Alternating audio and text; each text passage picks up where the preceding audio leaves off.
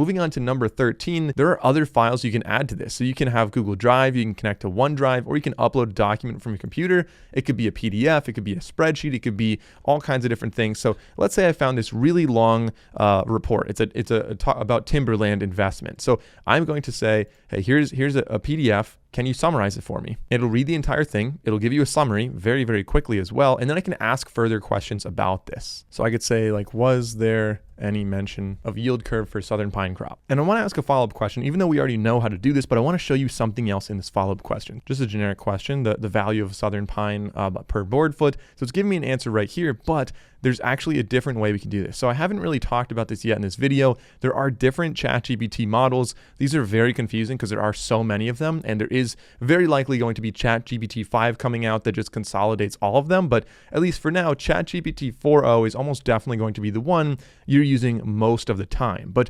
O3 does have more advanced reasoning, which might be what I want to do right here. So if you ever don't like a response, you're like, I wish it just went a little deeper or had more reasoning or was a little faster, for example, you can click on switch model. And for this one, let's say we want to rerun this, but we want to do it with more advanced reasoning, which is ChatGPT O3. Now, this is going to take longer, but you'll see it does give us much more thinking and much more of an analytical answer here. And you'll see it kind of shows what it's doing, what it's thinking about. So it says, hey, like you live in Pennsylvania, we're going to find more localized, values. We're going to look at what we're referencing. Here's the websites we're looking at. You can click on these, by the way, and just learn more about what it's doing. So there we go. Now it tells me what the math is. So it's saying 19 cents per board foot, $25 per ton, or $188 per thousand board feet. So it's pretty interesting that you have these different models and you're going to get very different styles of answers with each of them.